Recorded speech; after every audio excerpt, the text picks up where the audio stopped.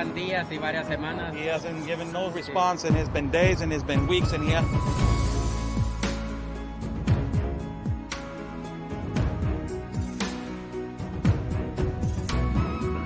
Good things there at this canyon right here. It's absolutely incredible. I haven't been to Tijuana in a lot of years, and seeing how wide open it is. I mean, I don't know if you could turn the camera around and show everyone how wide open it is. It's incredible.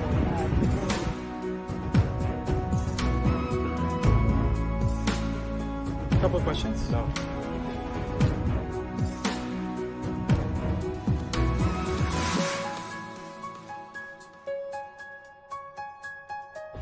Rashida, what is your opinion on the massive child trafficking that is happening?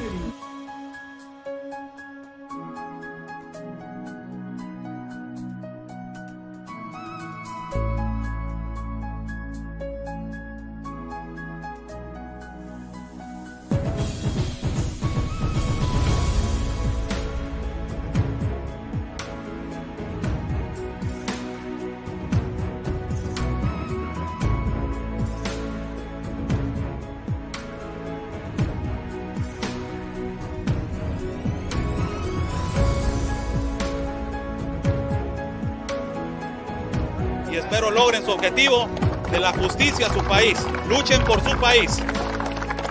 Say the basically fight for your country.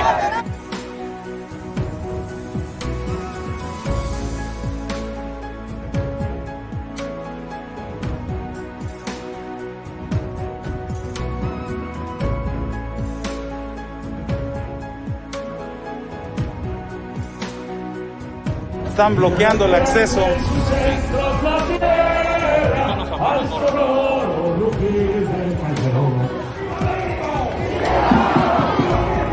¡Viva! La Policía Federal o la autoridad nos está deteniendo el acceso y nos está deteniendo el paso para poder cruzar hacia el Zócalo, señores.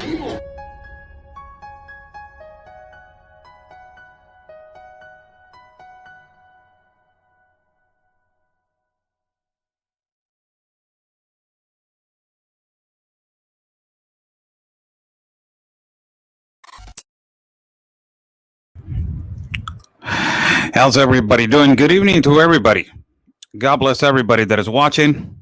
God bless our country of Mexico, our city of Tijuana. And God bless the United States of America. Let's thank God for giving us 2 legs, 2 arms, a mind that we can think, a heart that we can feel, and eyes that we can see. Thank you so much for joining. As we're going to do our daily show as every day. We have been going boots on the ground to do some interviews to people that they're coming and migrating from different parts of the world. And also, ultimately, we are also interviewing migrants that are coming in from Mexico, that they want to obtain the political asylum or the refugee asylum into the United States of America, and what are their, intentions and if they're legitimate cases. And some of them they're extremely urgent, legitimate cases. And some of them, they're economic migrants, like all other migrants that they have been traveling through across Central America, South America, and the world. So their possibilities are really narrow to obtain the asylum into the United States of America. They need to understand that there's, other places in our country that they can have security and work. And ultimately, they need to understand that there is a process and there's a legal process to do it. God bless everybody that is watching. Share this video as we are going to try to break the algorithms in our live feed. We are live at YouTube and we are live at Facebook and both platforms. Buy Me a Coffee is on top of the link. If you guys like to contribute to our independent reporting, Buy Me a Coffee is on top of the link. Thank you so much. God bless you all. So this came in the news. Before I get to the interview, this is what is actually happening in our country. And this is why border security, I was telling you guys, and I've been talking about border security for the past week. And I've been, really emphatic on continuing to pressure, this, subject into what are the really marginated areas in our country that they are suffering because of organized crime and cartel violence. So this ultimately right here, it is an article that it was released. And it is awful, this article. It was released by Sumiko Kelly by the Associated Press. It says, mutilated bodies found on a Mexican highway near the U.S. border. Ciudad Victoria, that is Tamaulipas, Mexican soldiers found mutilated corpse of 9 men on a highway next to the border from Roma, Texas. Police say this incident in the latest massacre and drug cartel battle this month, resembling the darkest days of Mexico 2006-2012 and drug war. Ultimately, it says that the bodies were found on Tuesday outside of Miguel Alemán, the city of Miguel Alemán, across the border from Roma. For more than a decade, the area is known as cartel rivals by the Gulf of Mexico and the Zetas cartel, that it has been a complete fought war between the ends of time, man. Although some of the corpses had military-style clothing, police can identify which gang they belong to. Some appear to have bullet wounds, and others had organs spilled on their roadways from being shot so many times. Police found the bodies of 18 men in the north-central state of Zacatecas. Remember that I gave you guys some news a couple of days ago, and I told you guys about 2 police officers that they were found hung at a bridge in Zacatecas. This is why I was saying Kamala Harris, you didn't visit the border. And it says again, somebody's asking how much the quantity of bodies. It's saying let me go back right here. I think it was mutilated corpse, 9 men, 9 bodies. So it says police found the 18 men in the north central of state of Zacatecas. Days before that incident in Zacatecas, police found 2 abducted police officers hanging from an overpass and 7 people shot dead. That has to do a lot with the organized crime. It says the most shocking incident was that on June 19 in the city of Reynosa, shooters from the Gulf of Cartel drove through the streets, killing 15 people. However, more than a dozen suspects were arrested. So this has to do with the war that is going on in Reynosa, Tamaulipas, and Matamoros, and also in ultimately not only in Reynosa, in Matamoros, but also the war that is going on ultimately in Tamaulipas, Reynosa, in Matamoros, and also Ciudad Acuña, Ciudad Victoria, Zacatecas. All these are connected to Texas borders. This is how insecure it is, people. So this is a thing that is continuing. This is why I was giving the interview of the Colombian migrant the other day, which the Colombian migrant was explaining what they're doing to their country and their borders. The organized crime has control of them. Now, you have this that is occurring right now continuously, not only in the borders that are close to Texas, but also ultimately to our borders over here. This is a continuous effect that has been going on for decades, man. And, the borders are so insecure. Now, where I'm going is that this is so important for the United States to have control of their borders and border security and border sovereignty. If you don't have that, you don't have a country. And this is so harshful because when you're reporting from Mexico, that is really difficult to report events like this from Mexico on a live stream. It's really difficult. It's extremely difficult. You will be completely, labeled immediately and and things happen. But it's so difficult to report from over here, from these continuous facts and on the ground. But ultimately, it tells you how the cartel is moving little by little is moving to the other side of the border. And it's already operating on the other side of the border.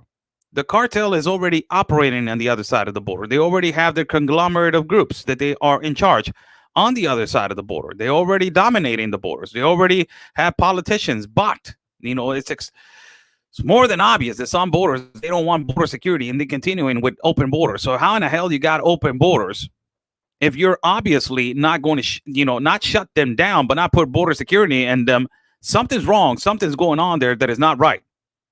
And this is one of the things that is horribly right now being detected, that these places where the cartel is acting, the Mexican government has been completely incompetent as what it means with Michoacan.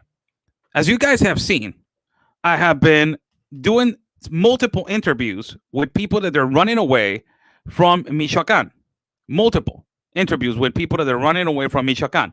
It has been really difficult for me to do this kind of interviews because it's really exhausting to hear their their stories. For more, every story has 30 minutes, 40 minutes, an hour, sometimes an hour and 30 minutes, hearing all the atrocities and everything that is going on in our country. And sadly, they don't want to leave, but they have to leave. And why the only option is the United States? Because of the border policies that Joe Biden is providing right now. They should have a gap for asylum and a gap for ultimately a number for the asylum and refugee. It is so wide open right now that it's such an easy way to do it. But ultimately now, before, when it was the administration of Trump, and it was a little bit more controlled, but it was not profiting for Mexico, because the stay in Mexico policy, it was not profitable for Mexico. On the long term, they were going to analyze and understand that this was not a good policy. So due to this event, I will put this interview right here that I will, specifically, before I go to this interview, I wanted to drop this article also by Alfredo Alvarez Noticias. And it is an article that it was done right here and written by Feni Loreto. The DEA detains 44 members of the Cartel of Sinaloa. And this is what they had.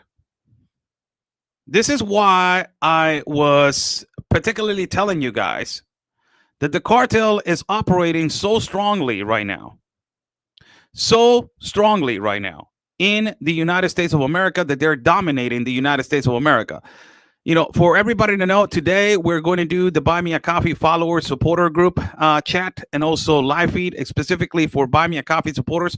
I'm going to have 2 interviews, possibly 3 interviews, really good interviews of people that are migrants, and ultimately also other things that I'm going to show specifically for supporters for Buy Me a Coffee. And also, if you want to join in.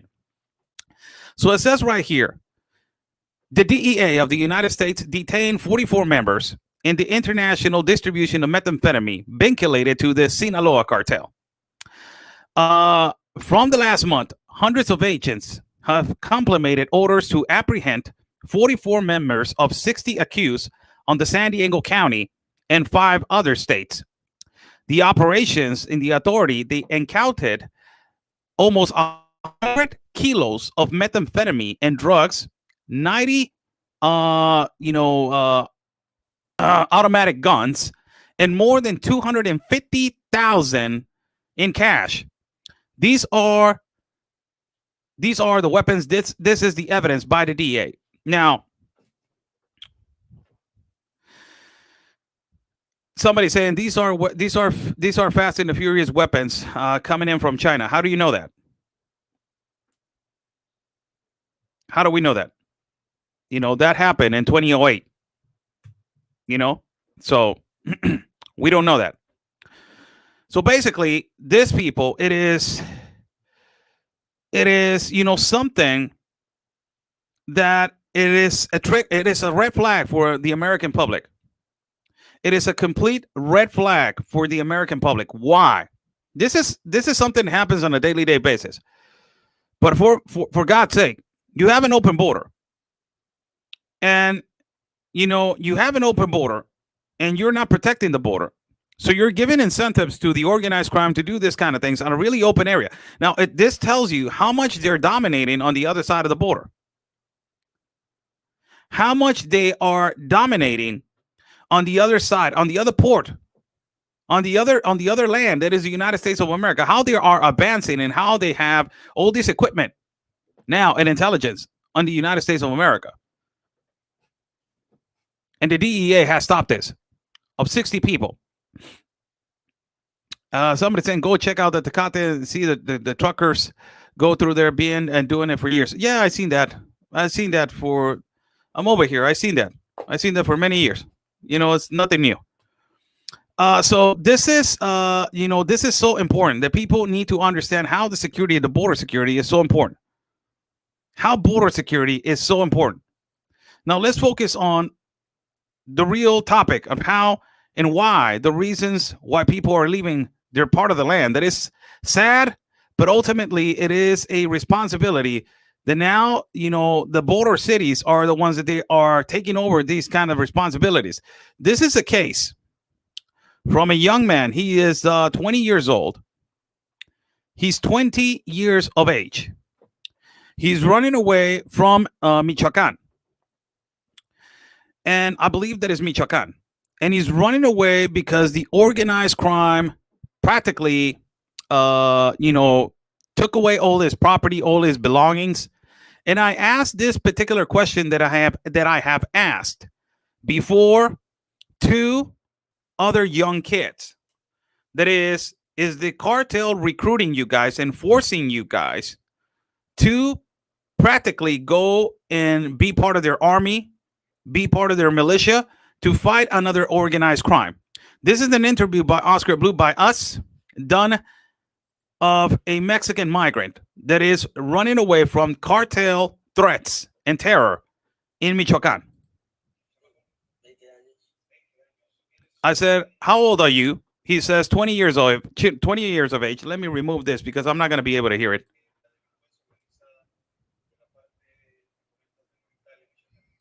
You're telling me that you're part of you lived in a part of Michoacán that is called Nueva Italia.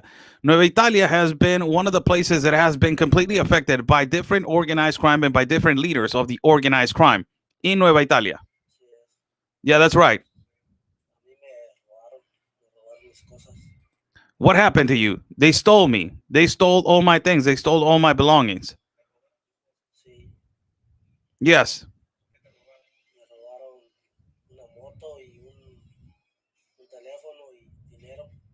They stole a motorcycle, a phone, and they stole some money. And I was getting out of work. I was leaving work.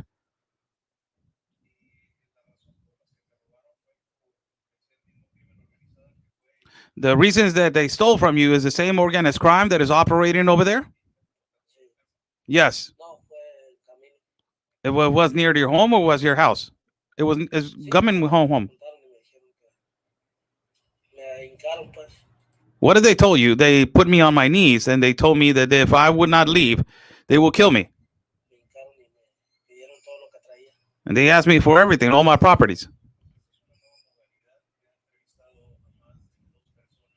This is the new modality that I have interviewed more than one people that young kids are being recruited to the cartel.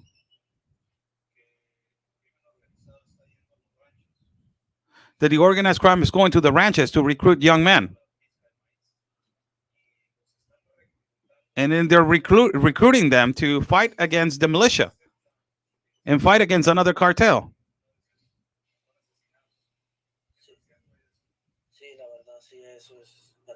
How much is the truth about that? Somebody saying he has a C on his haircut. It is just oh my God. It is just it has nothing to do with nothing. It is just a design on a haircut. And it looks pretty bad by the way that you're looking at it. So go back to focus on the real thing, please. So he's saying, I ask if it is a reality that they're recruiting young men. They're recruiting young men for the cartel.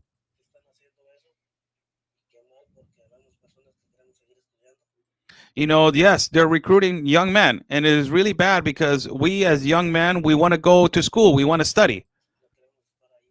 We don't want to be there. But we don't want to be in no cartel. We don't want to be, and please be respectful to the live feed, for God's sake, every time. There's going to be a point that I'm going to shut down the comments. Really, holy cow. What kind of comments because of the haircut? Holy cow. So if the guy has a C on his haircut or a tattoo on his chin, it is because of the cartel. Holy moly. If he has a B, it's because he's supporting Biden. So the kid possibly, practically the kid, what he's saying is that is an actual fact that they're recruiting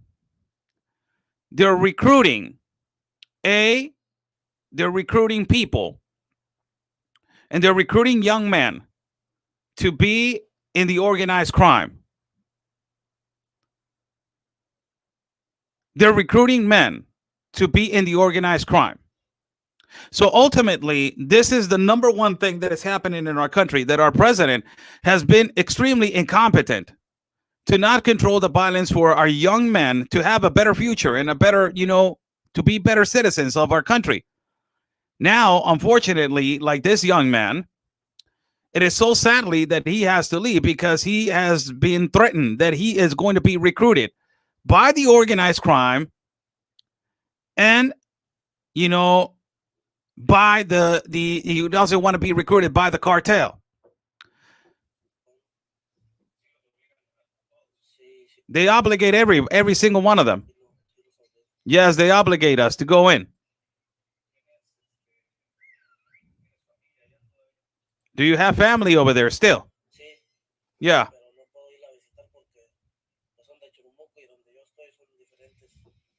I can't go visit them because if I go visit them, I have a threat. Yeah, it's really difficult to enter over there.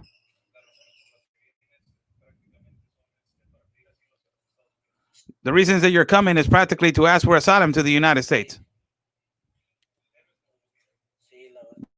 Yes. Are you afraid for your life? Yes. Are you extremely afraid? Yes.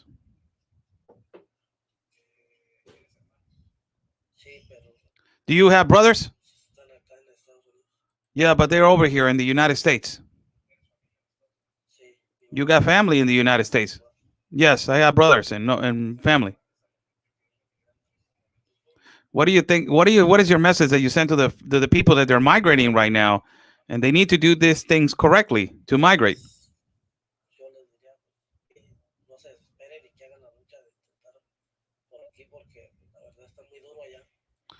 To not be desperate and to do things right because it's really hard over there. So the main pot, the main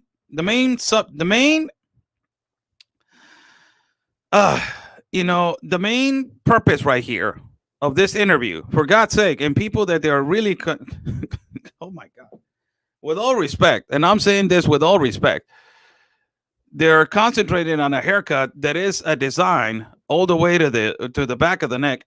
It has nothing to do with the whole purpose of the interview. The whole purpose of the interview is how they are recruiting young men to be part of the organized crime and how they're taking them over to not be good citizens and practically pushing them to be extremely into, doing the cartel activity. It is just horrible. It's just horrible. And ultimately, there's the typical, question right here. There's, with all respect, says, why don't they set up? Why don't they sat? What don't they sat and fight for their country? How do you want them to fight? I'm just asking you. Why don't they stay and fight for their country? How do you want us to fight? I'm asking you a question, really. This is and I'm gonna put this comment right here. I'll put it right here. What's going on, Elka Medina? How do you want us to fight? Give me options. I will wait for you. I'm giving the minute of your time because this is a really, I'm 3 years I'm hearing this comment. When it comes to people fleeing away from the cartel, that they have the most, it has been designated by the United States government of the Cartel Jalisco Nueva Generación of the most advanced and equipped terrorist group in the world. How do you fight? With your hands?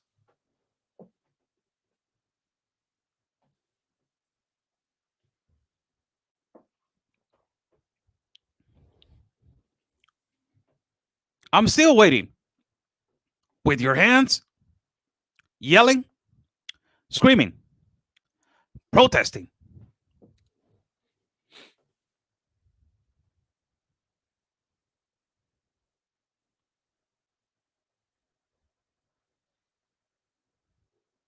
How do you fight? First of all, you need to start getting official and accountable.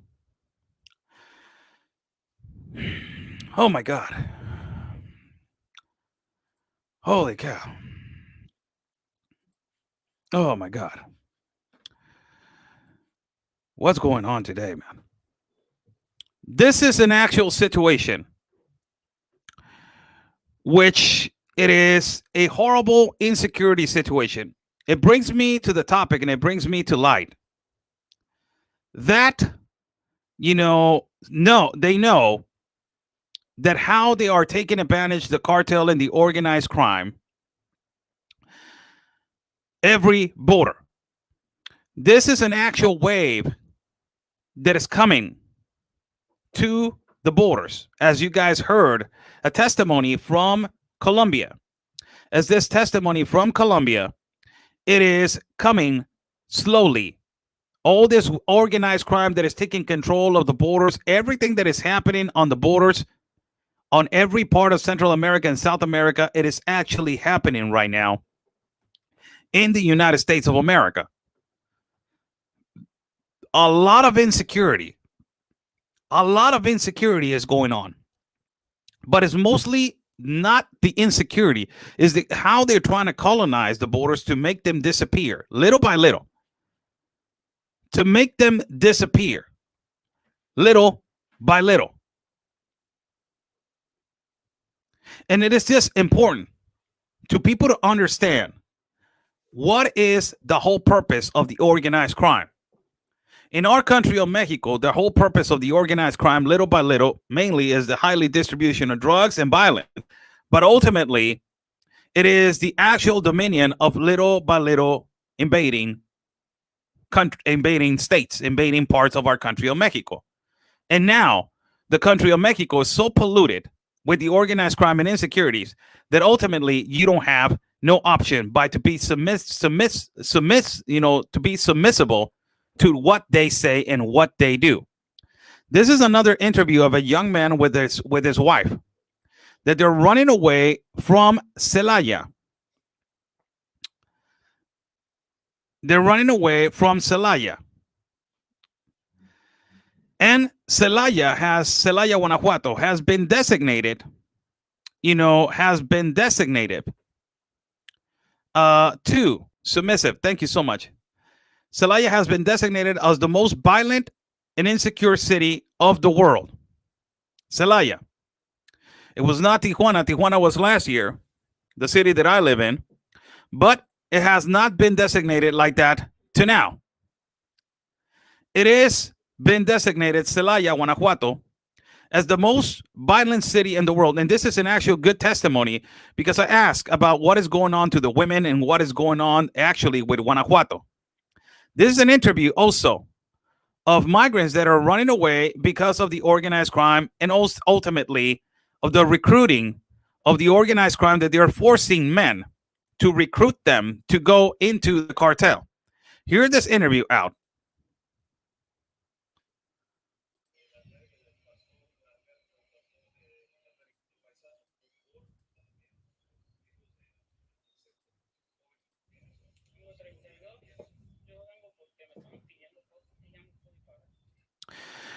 I'm 32 years old. I'm coming because the cartel was asking me for a tax.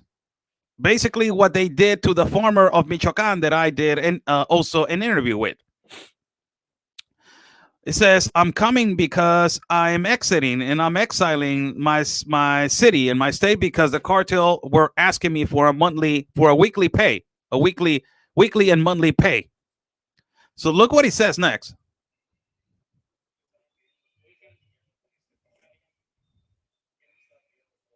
They were asking you for a tax and you cannot pay anymore. And he says, yes, I could not pay anymore. How much they were asking?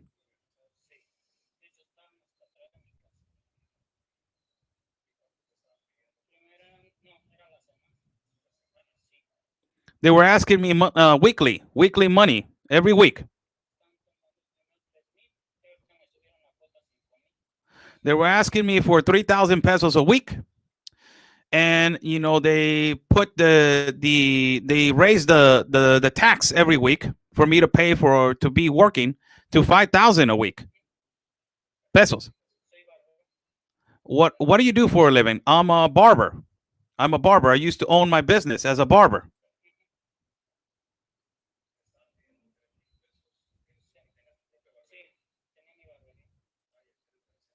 Do you had your barber shop? Yes, I had my own barber shop. And they were asking me for 5,000 pesos. You cannot pay 5,000 pesos. No, I could not. So what was the next thing that you did? I just got out of there and left. Every Sunday they came, and and every Sunday they were coming and basically asking for the weekly pay. And on Sunday I didn't have no money to pay the tax, so I just told my wife we need to leave. 3,000 pesos is around $150. 5,000 pesos is around $250. That's around that, around that area, something like that effect. No, 5,000 pesos is around 250. Yeah, $250. I didn't tell my family. I didn't say anything to nobody. I just got out of there.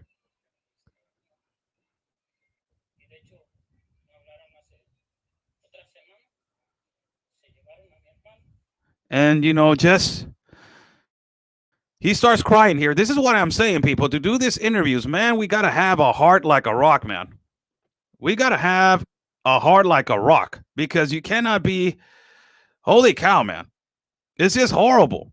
It's just horrible what it happens to these people. But it's horrible to just analyze the automatic destruction of what is actually happening right now in our country of Mexico, and how these needs to be stopped. And in the United States, with Donald Trump, was designating the cartels as terrorists, and our president did not want to. Why? It's a lot of money. But he says right here, actually, after me leaving and not paying the tax, guess what happens? He says they came for my brother. So because he left, and he did not wanted to pay the tax. The cartel came back and went at his brother. His brother that had nothing to do with this, and they kidnapped his brother.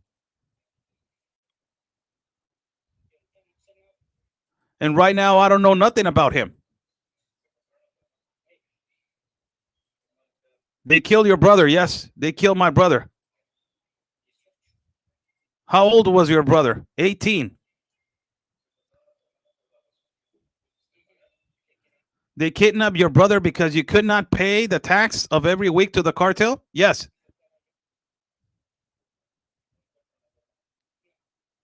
They haven't found your brother. No.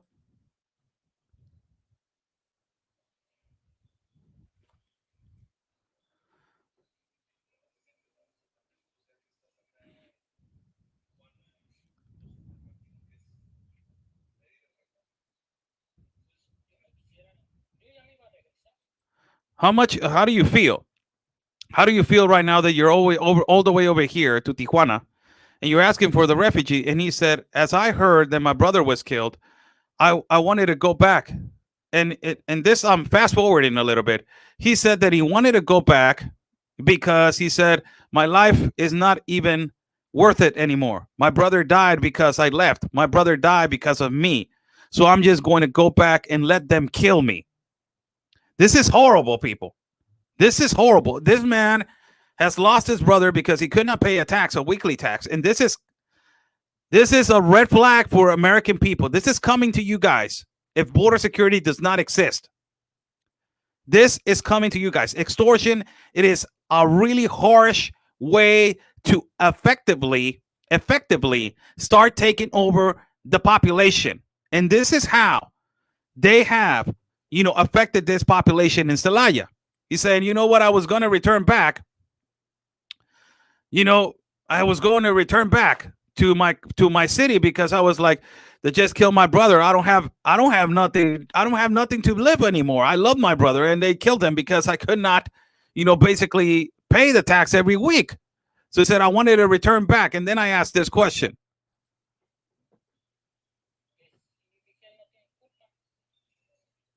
So, I'm basically, finding myself guilty because he died. And then I feel guilty because I ran away and I did not say anything to my family to escape, to leave, so they will be safe. They just told me that they just came for him.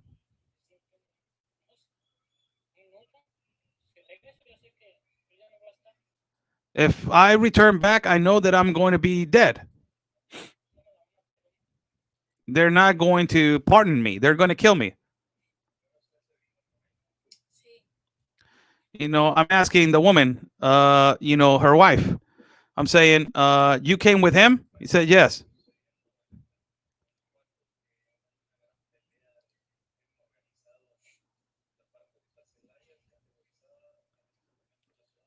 And I'm saying there's a huge fight in Celaya, Guanajuato. Celaya right now is categorized the number one most violent and most delinquent city and for cartel activity in the world.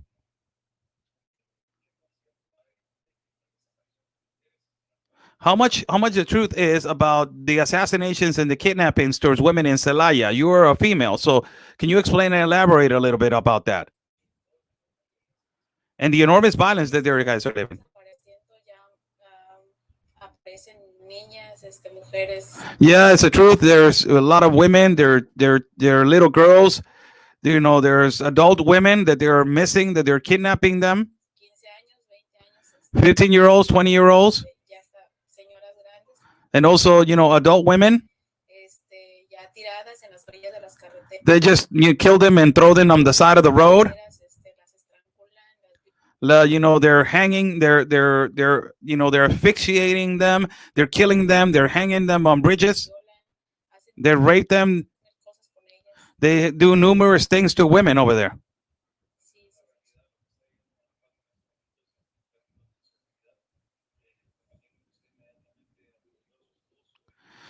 I imagine that you immediately supported your husband and you ran away with him because this was just horrible what it was happening to him.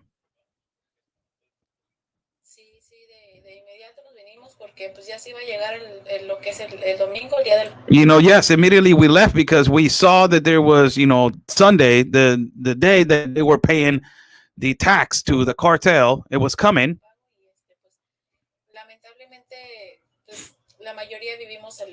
Sadly, all of us in Mexico, we live on a daily basis. Tell me about it. And she says, sadly, we did not have the money to pay.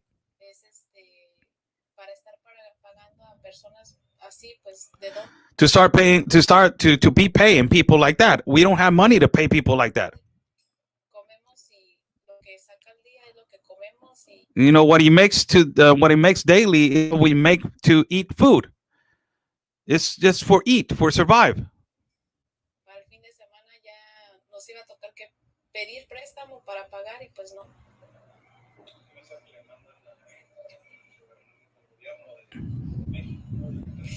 And the interview goes on and on about the same situation. I will be having, more of these kind of interviews later on this afternoon and more dramatic interviews, for God's sake. Holy cow, people. The whole focus of me doing these kind of interviews and to bring these kind of interviews into light is for the American population to notice and to understand that this is so important to have border security. It is so important for our borders to be secure. If the borders are not secure, this ultimately, the hell happened right there? Okay. This is ultimately happening. This is happening in our country of Mexico, but also not only that is happening in our country of Mexico, but now it's happening in the United States of America. Now it is happening in the United States of America. It is just, we need to expose the truth every time. By me bringing migrants' testimonies into light is for people to understand what is going on over here. So the borders will be secure because of the evil and the darkness that is coming and the godless situations that are coming, to the borders. They're actually profiting. The most lucrative business right now in the world, it is the asylum and refugee. They're actually, the cartels, these globalists, they're profiting of human beings. This is actually what they're doing. Yesterday I had a, well, before I get to that, I wanted to bring this into light. And I'm going to do this. This is another subject, but I wanted to bring this into light because we started talking about this since I believe that it was 2020 when the pandemic started happening. I'm not going to affect the live feed because I'm not going to get no more into this. But this is something that, it was bound to happen. And I told you guys, this was going to happen.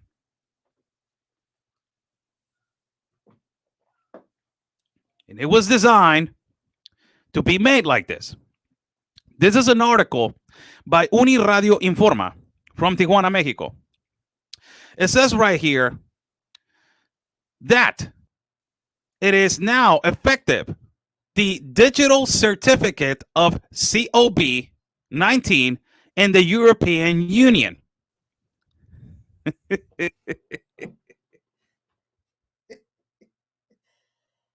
Ay, ay, ay.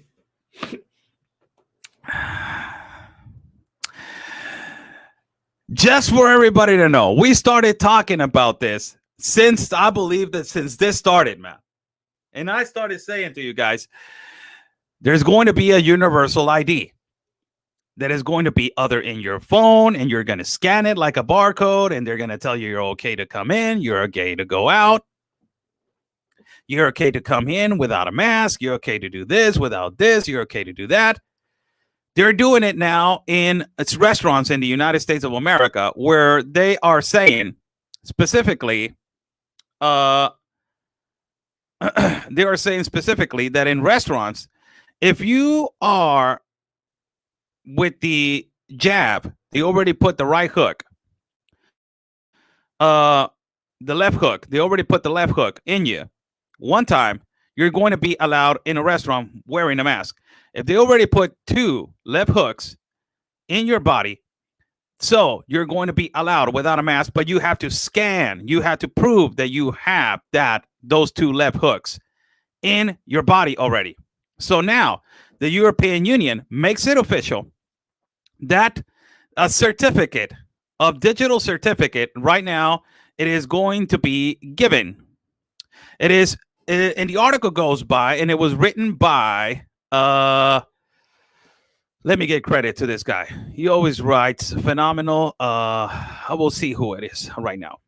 It says right here, it talks about an identity document, which, the whole purpose is to order in Armenia during this summer due to a lot of circulation into, the 27 members of the European Union. And it says Brussels, Lisboa, Roma, Helsinki, and Dublin. On this Thursday, citizens of communities of the European Union have now to be transporting themselves without no risk and complications of paperwork and inappropriate paperwork they have solicited to the sanitary local authority that they will be introducing the digital certificate of the, you know what it is. In document of identity, personal, which the whole purpose is to, have a strictly order in Armenia during the summer, so you can have a free circulation of people in the 27 members of the European Union.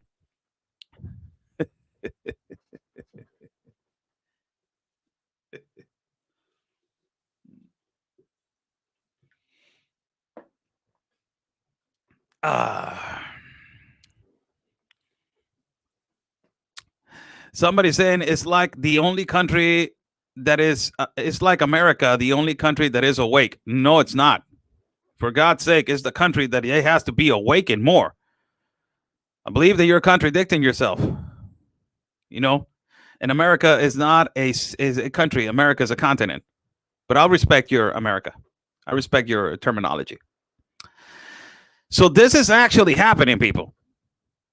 And it was inevitable that it was going to happen. It is inevitable. So we're not against protocols. We are not against, we're not against, you deciding whatever you want to decide. I'm not against. It's your freedom of speech. It's your freedom of decision. I'm not talking bad about nothing. I'm just saying these are the regulations that they're going to be put out there for people to know that to travel, some states, it's going to be now implemented. It's going to be now implemented. In the morning, I talked yesterday late at night. I talked about something that it was kind of it triggered a lot of people. And when you talk about the Catholic Church and when you talk about religion, a lot of people get mad. A lot of people get upset because you're talking about their faith and the religion. You're talking about specifically their faith and their religion, and specifically you're talking about what they believe in and what their ultimate goal is in life, that is still to believe in in the religion and a specific religion. So there's breaking news that it was coming out from Canada. 4 churches got burned down because they found 750 indigenous kids' bodies around an internship, a Catholic internship. Information started coming in. My obligation is to plaster the information out there so people can research it. My job is not to get into details of stories or conspiracy theories or theories that they actually happen. My information is to put the information out there for people to research, fact check themselves, and ultimately do their own assumption. But immediately people started getting mad. Because every time that I talk about the Catholic Church, knowing that I'm a fair believer in God and I'm a fair believer that the most intelligent and beautiful man that ever walked this planet is Jesus Christ, people started getting mad. And when you get mad, you immediately start using a justification for somebody else's acts. Immediately. They start bringing all back in history, all back in this, all back in the. I even in my post talking about these 4 churches that they were burned in Canada, I even put 20th century. It was not even on the 21st century. It was 20th century when it happened. So start getting offended and they start justifying. So I wanted to bring justification because a justification is a word that God always uses to bring truth into light. And when you're bringing truth into light about facts and you're bringing truth into light about what the Catholic Church has done through the years, the most disrespectful and the most disgusting thing that they did back in 2020 was Pope Francis approved to do aborted fetus cell examinations and studies from two aborted fetus cells from 1960s and 70s. So now you have all the Catholics that they were saying, oh, so you're against science, how, Oscar Blue? Oh, so you're against us advancing as humanity, Oscar Blue. He's doing studies on aborted fetus cells from the 1960s and 70s. What has that have to do with advancing and trying to prevent the world from collapsing in another pandemic? Hold on a minute. Isn't it the Catholic Church against abortion, plain and simple in general? Or these aborted fetus cells committed by mutual abortion or just single abortion? Does the word abortion go with Catholicism? Hold on the logic on that. But immediately they start justifying with the science. It's a really critical and controversial topic. But they start justifying with science. You want to prevent science from advancing. You want to prevent this. You want to prevent that. So we can normalize the situation of doing studies on aborted fetus cells, right? Right? So it will be normal for the church and also ultimately the Pope to sign a paper that says, go and continue to do aborted fetus cells. You will do it on next time. What is your name? My name is Fabiano. Fabiano, start doing studies on aborted fetus cells. Let's do it next week on 1970s and 80s. From there, we keep on moving, normalizing the population of the world that we want to stop. This abortion fetus cells continue. Like it's to normalize the whole situation. And immediately you justify. You justify. You continually justify and justify. Everything that happens with facts. Everything that happens with reality events. Immediately, oh no, that's not true, because they didn't know that back in the day, the indigenous kids, that they didn't have no, medicine. So some of them, where's the archives of these children? Where's the information of these children? Why they were recently found all the way right now?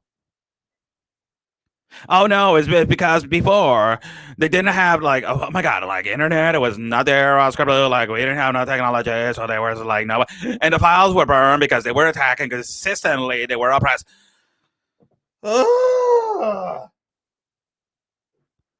So I wanted to bring justification for those people. Justification in Christian ideology, either one, the act by which God moves a willing person from the state of sin, of injustice, to the state of grace, justice. God always appears when there's a justification. It's telling you right here. God will always appear when there's a justification. And he's telling you right here. In Christian theology, either one, the act by which God moves a willing person from the state of sin, injustice, to the state of grace, justice. So whenever you're trying to justify yourself, God provides the truth. Another one, the change in a person's condition, moving from a state of sin of the state to righteousness, from a lie to the reality. Especially in Protestantism, the act of acquittal, whereby. So this is just justification. What does justification say in the Bible? It says this: will not the judge of all the earth do right? Genesis 18:25. Also, another one. The Lord enters into judgment against the elders and leaders of his people. Isa 3:13, 14. Also, another one. And especially over the punishment of evil is put in legal terms, and especially Israel sins is brought out with the use of legal mergery. Stop justifying. Please stop justifying what reality and acts happen. It's all the time when you find the reality of the truth, there's always a justification. Oh my God, they're suffering. Oh my God, they're this. Oh my God, they're that. Justifications. All the time. Find a solution, find an exit to justify the acts and to prevent, justice. How's everybody doing? God bless everybody that is watching. Thank you so much for joining in today. We will have our live feed, a normal live feed, as we do every Friday. Every Friday, today in the afternoon. Buy me a coffee supporter live feed. We're going to do it today in the afternoon. So thank you so much. As we are, doing investigative, reporting with interviews with, the current situation of migrants in our country. God bless you all. You can follow me at Facebook, YouTube, Instagram, Telegram, and also Rumble. Thank you so much for your support. We will be live later on this afternoon. God bless you guys. Stay safe. And like we always say, people, peace and love, because always your country's first. God bless.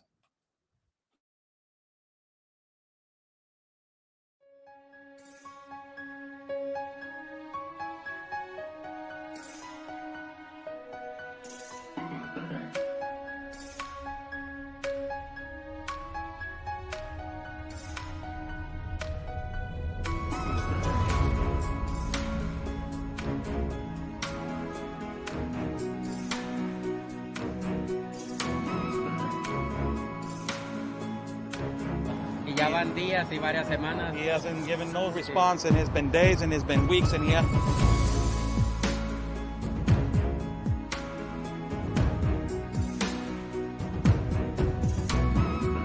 Good thing, Sarah, this canyon right here. It's absolutely incredible. I haven't been to Tijuana in a lot of years, and seeing how wide open it is. I mean, I don't know if you could turn the camera around and show everyone how wide open it is. It's incredible.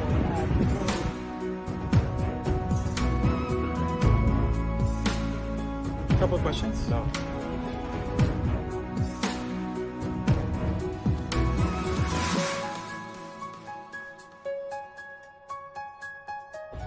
Rashida, what is your opinion on the massive child trafficking that is happening?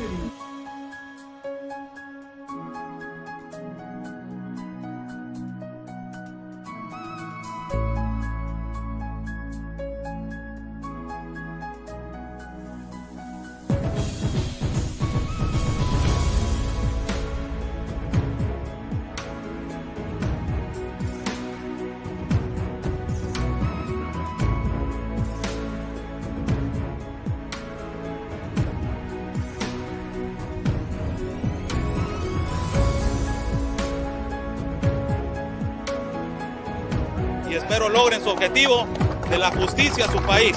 Luchen por su país. Say the best, basically fight for your country.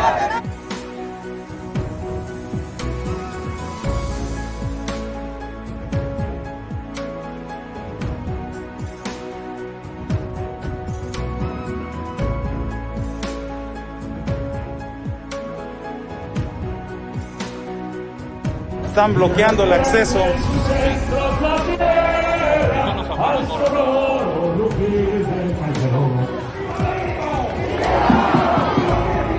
¡Viva! La Policía Federal o la autoridad nos está deteniendo el acceso y nos está deteniendo el paso para poder cruzar hacia el Zócalo, señores.